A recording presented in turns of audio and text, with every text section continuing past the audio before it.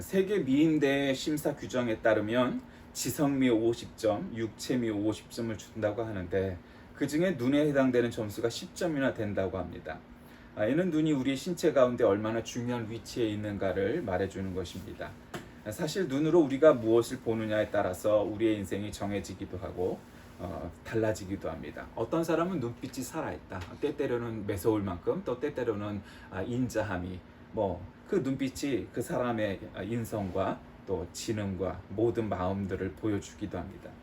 물이 펄펄 끓는 주전자의 와트는 증기의 힘을 보았고 번개에서 프랭클린은 전기를 발견하고 다윗은 그의 궁전 옥상에서 밧세바를 봄으로써 그 인생의 비극을 시작하게 됩니다. 우리의 눈으로 무엇을 보느냐 하는 것은 참으로 중요한 것이죠. 오늘은 창조절 첫째 주일입니다. 원래 창조절은 교회력에 없던 절기입니다. 원래는 예수 그리스도의 일생에 관해서 절기를 그리스도 성자 하나님을 중심으로 만들었다가 오로지 오순절 그때 성령 강림절을 후로 해서 절기가 없는 무절기 기간, 비절기 기간 이렇게 만들어서 성령 강림절 후 혹은 오순절 후 이 기간이었습니다. 이게 비절기 기간입니다. 원래 이 기간이. 그래서 그냥 녹색으로 성장하는 기간인데 20세기에 와서 새로운 생각이 나타나는데 그건 뭐냐면 그러지 말고 교회력을 그냥 성자 하나님 중심으로만 말하지 말고 성삼위 하나님, 삼위일체 하나님의 그 세 분 인격의 하나님들을 더 고스란히 집어넣어서 좀 더 삼위일체적인 감각으로 교회력을 구성해보자. 그래서 성부 하나님에 관한 분야가 빠져 있으니까 9월 첫째 주부터는 창조절로 해서 대림절 기간까지 창조절의 기간으로 지내자 했던 것입니다. 어떤 분들은 되게 보수적인 분들이죠. 왜 없던 걸 만드냐 새로 이렇게 주장을 할 수도 있지만 제가 보기에는 긍정적인 발전이라고 봅니다. 인간은 발전하려고 하든 변화하려고 하든 안 하든 달라집니다. 그러니까 변화와 개혁과 발전과 개발과 하는 따위를 뭔가 부정적으로 보는 입장도 있겠지만 그것이 잘못된 방향이 아니라면 얼마든지 그 변화를 수용할 수도 있어야 하는데 창조절은 적절하고도 좋은 변화라고 생각을 합니다.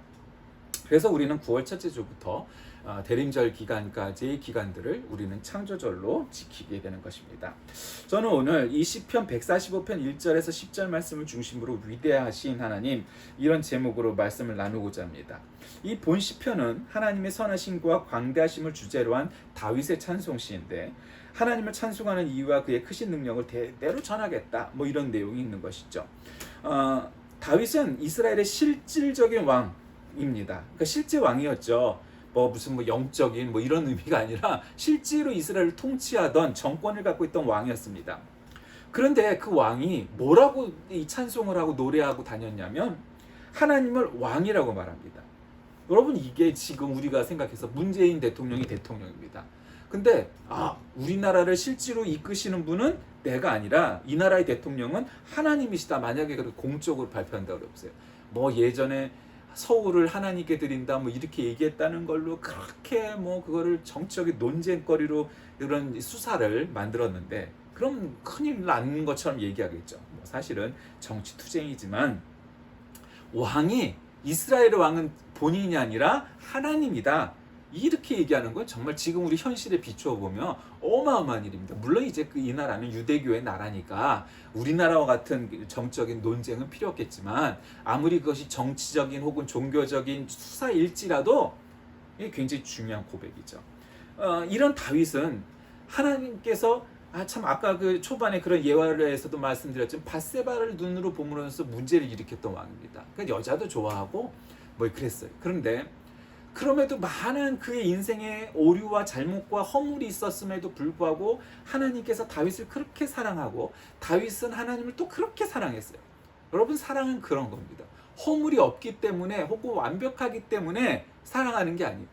근데 너무 하나님을 사랑하고 다윗을 또 사랑하고 하니까 하나님과 다윗의 관계는 정말 끊을래야 끊을 수 없는 연인 관계 그 이상의 관계가 형성이 되어 있는 것처럼 보여요. 그러니까 참 사랑이란 것은 미묘한 것이죠. 알다가도 모를 일이에요. 다른 사람들이 보기에 설명할 수가 없는 게 진짜 사랑이에요.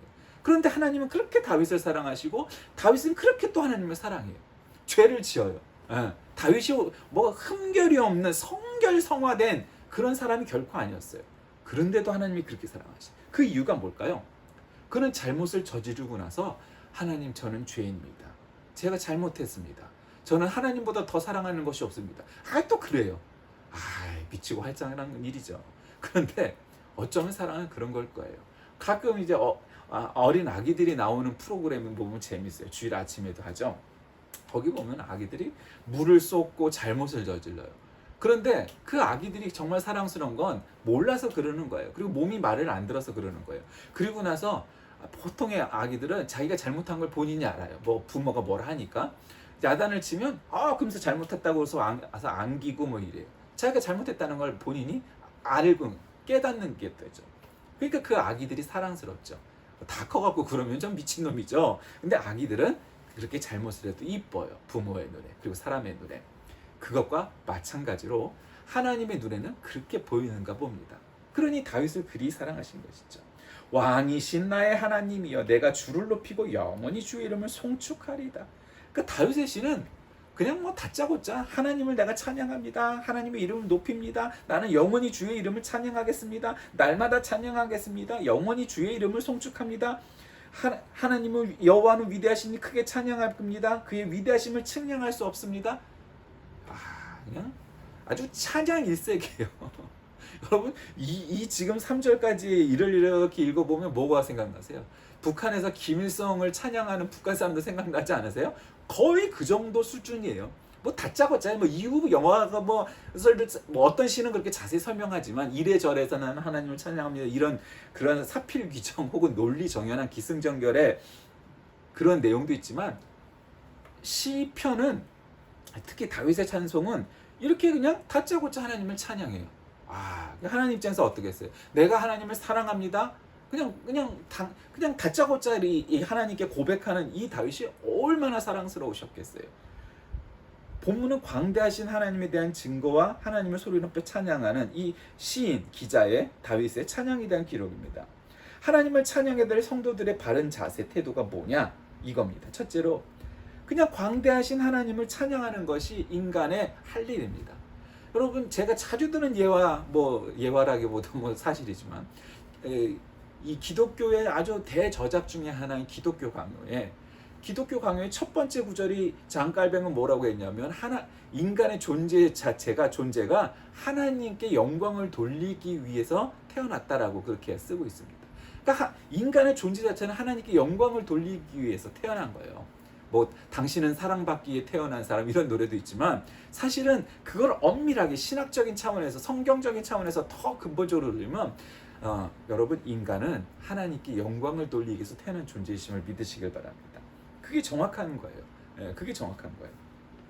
그러니까 다윗은 거기에 굉장히 충실했던 거예요. 측량치 못할 하나님의 넓으심을, 주의 그런 광대하심을 찬양하고 그냥 하나님의 이름 자체를 그냥 찬양하는 거예요.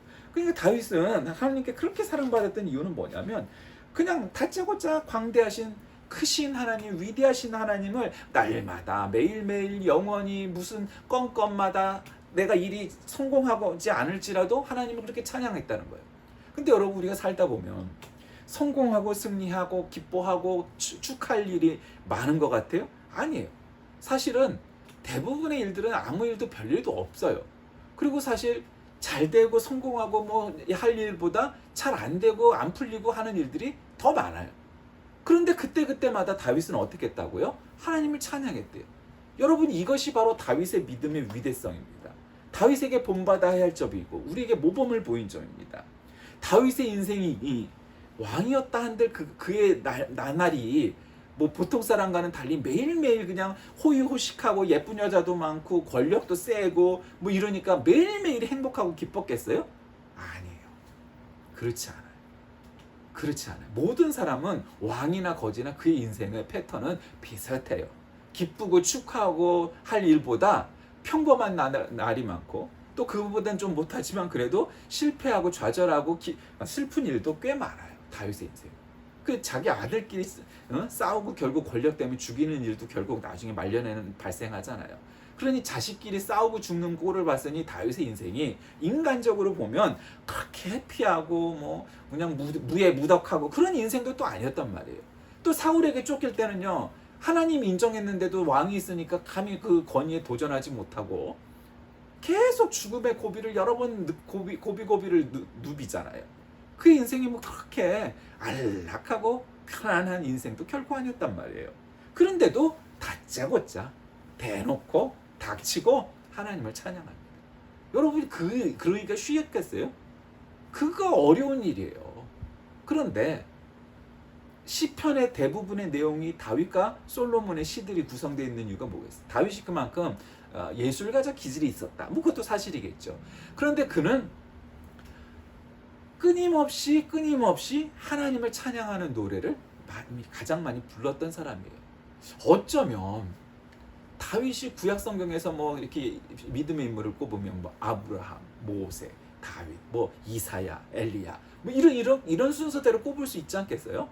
그런데 그 중에서도 물론 이제 예언가는 예언가의 입장에서, 뭐 모세는 모세 입장에서 다 자기 역할들이 있었겠지만 가장 하나님을 많이 찬양했던 사람은 한마디로 다윗이에요. 뭐 이건 뭐 다짜고짜 뭐 그런 거예요.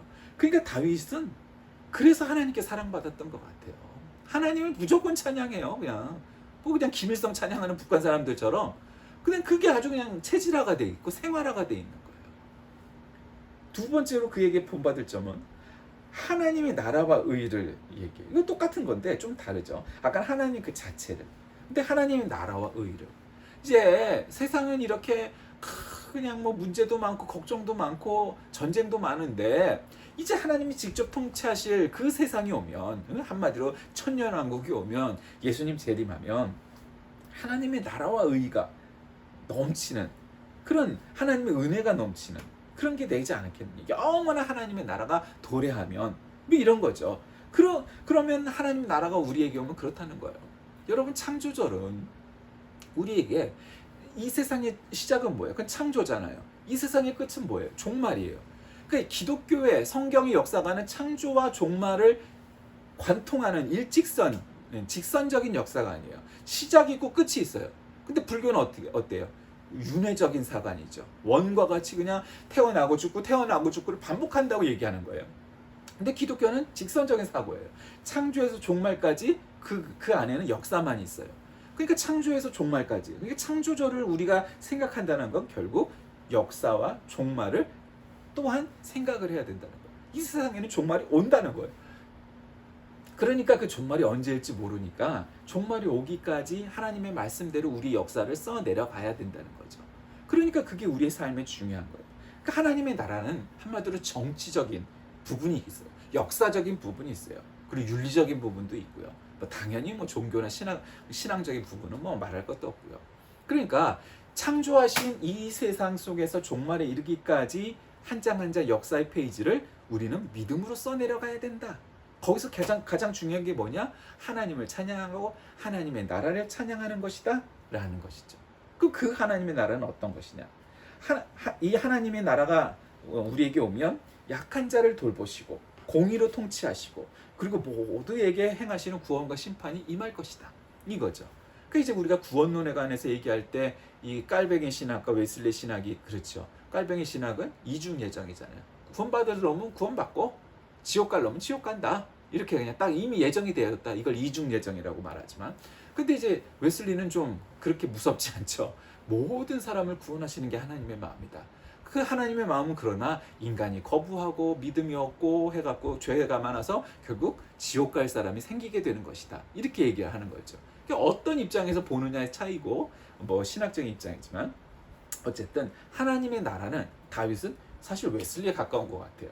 모든 사람에게 임하시는 구원과 심판이 있으니 그 믿어라, 잘 믿어라 이 얘기죠. 예, 그러니까 사실 뭐 비슷비슷한 건데 그래도 조금 더 너무 무서운 하나님보다는 좀 더 완곡하신 부드러운 하나님을 믿는 웨슬리 쪽으로 가는 거고, 웃기지 마, 역사란 건 그런 거 아니야, 구원이란 건 그런 거 아니야, 엄밀한 거야, 구원받으려면 구원받고 지옥 가려면 지옥 가는 거야, 이미 딱 그렇게 구분돼 있어. 그렇게 또 생각할 수도 있고, 뭐 하여튼 어떻게 생각하느냐의 관점이에요. 뭐 둘 다 성경적인 거고 둘 다 성경에서 어긋나 있지 않은 신학이니까. 근데 어쨌든 그렇다는 거예요. 그러니까 결론은 다윗은 찬양할 만한 때나 찬양할 힘이 없을 때나 잘 될 때나 실패했을 때나 아니면 아무 이유 없이 태평한 그런 때나 때를 가리지 않고 늘 하나님을 찬양하는 그런 사람이었다는 거예요. 여러분, 그게 쉽지 않다는 걸 우리가 잘 알잖아요. 내가 예수 믿어도, 아무리 믿은 지가 오래됐어도, 내가 믿음이 좀 있다 해도 하나님 없이 그냥 무덤덤한 일상을 보내고, 하나님의 뭐 이런 일상에 뭐 하나님 뭔 관계가 있어? 뭐 하나님의 은혜? 뭐 아니 이런 평범한 일상을 하나님이 떠나신 거 아니야? 말은 안 해도 되게 그러고 사는 것이 일생이에요. 그러니까 뭔가 좀 아주 드라마틱한 그런 일이 있을 때만 뭐 하나님이 개입하시는 것처럼 생각하는 사람은 이런 다윗과 같은 고백과 찬양이 나올 수가 없지요. 그러니까 결국 이 다윗을 통하여서, 그리고 다윗의 시편을 통하여서 결론적으로 우리가 깨달아야 할 점은, 하나님이 개입하시지 않을 것 같은 일상 속에서, 무덤덤한 평범한 삶의 시간 속에서도 이렇게 다짜고짜 대놓고 닥치고 하나님을 찬양하는 이와 같은 다윗의 자세, 마음, 그게 그리 쉽게 표현할 수 없는 다윗의 믿음이라는 거예요. 그러니까 여러분은 잘 될 때, 성공할 때만 하나님을 찬양하십니까? 아니면 정말 어려움이 왔을 때만 하나님께 무릎 꿇고 철야기도 하고 방언기도 하고 주여 주여 하고 뭐 그렇습니까? 평범한 일상 속에서 하나님이 놀고 계실 것 같은 느낌이 들 때조차도 이렇게 다윗처럼 찬양할 수 있겠습니까? 이게 필요하다는 거예요. 제가 학창 시절에 침례교회에서 자랐는데, 침례교회가 70년대, 뭐 80년대 침례교회는 장로교회하고 비슷했어요. 그러니까 뭐 박수 치고 이거 부흥했다나 뭐 한두 번 하지 잘 안 쳤어요, 박수도. 그 통성기도 이런 거 이게 잘 없었어요. 방언기도 뭐 이런 것도 마찬가지. 굉장히 보수적인 입장에서 살았어요. 근데 이제 신학대학을 가고 독립문교회에서 신학생 시절을 시작을 했는데, 거기는 이명재 목사님이 부흥사였으니까, 야, 여기는 그냥 진짜 성결교회야. 그 뭐 금요일마다 철야기도, 심야가 아니에요, 철야기도예요. 밤새 하는 철야기도. 그런데 이제 문제는, 내가 정말 깜짝 놀란 건, 뭐 그럴 수 있다고, 저는 항상 다양성을 존중했으니까 그럴 수 있었는데, 야, 여기 애들은 초등학교 애들도 와서 철야기도를 하는 거야, 방학 때 같은 때는. 그리고 이제 얘들이 오면 밤새 그 초등학생이 철야기도를 하네. 근데 무릎 꿇고 앉아갖고, 물론 방석은 있지만 무릎 꿇고 앉아갖고 박수를 막 치면서 찬양하고 뭐 이러는 거예요. 그러니까 거기는 뭐 찬양은 열심히 하고 통성기도 하고 뭐 방언기도 하는 게 그냥 뭐 일상이야. 뭐 그냥 안수기도 해주고 막 이런 것들이 뭐 일상이야. 그러니까 깜짝 놀랐어요, 처음에는. 여기는 야, 굉장히 기도를 극성맞게 하네. 근데 이제 또 그게 또 체화가 되는 거죠. 이렇게도 믿을 수 있구나. 그러니까 점잖고 이렇게 기도하는 것도, 그것도 한 모습이지만, 이렇게 극성스럽게 열심히 기도하고 하는 것도 또 하나님을 믿는 또 하나의 방법인 거예요. 뭐가 좋으냐 이런 건 자기 체질이고 습관이고 스타일인 것 뿐이지, 이렇게도 믿을 수가 있구나. 그랬어요. 그 다음번에 이제 거기서 배워서 어디 전도사로 가고 또 목사로 갔을 때, 막 심야기도 때, 부교육자 시절에도 가서 이렇게 심야기도 철야기도 때 막 찬양하고 박수치고 막 두들기면서 하면, 제가 노래는 뭐 별로 대단히 잘 못해도 그냥 은혜스럽게 박수치고 막 강대상을 두들기면서 찬양하면 그렇게 잘했어요. 그렇게 안 잘했는데 신학생 시절에 보고 배운 게 있으니까 그게 되는 거예요.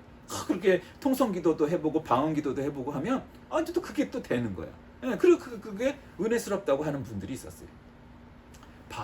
다윗은 바로 그런 삶인 거예요. 아주 재미없고 심심할 것 같은 일상이든, 위기가 오든, 아주 기뻐할 만한 일이 오든, 그런 것과 관계없이 늘 그냥 하나님을 정말 찬양했던 거예요. 여러분, 그러기 쉽지 않잖아요. 우리가 살아봐서 알잖아요. 그리스도인의 삶이란 어떤 거냐? 내 삶의 주인이 하나님이십니다 고백하는 믿음입니다. 이 세상을 만드시고 나를 만드신 분이 하나님이시니 종말의 때가 올 때까지 나와 함께 하소서. 하나님이 다스리시는 완전한 나라 천년왕국이 도래할 때 이 모든 것은 우리와 같은 그리스도인에게 소망이 되오니, 하나님 그때가 어서 올 수 있게 인도하여 주옵소서.